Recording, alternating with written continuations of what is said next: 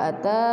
أمر الله فلا تستعجلون سبحانه وتعالى عما يشركون ينزل الملائكة بالروح من أمره على من يشاء من عباده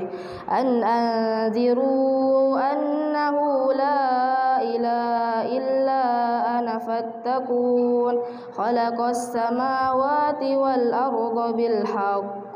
تعالى عما يشركون خلق الإنسان من نطفة فإذا هو خصيم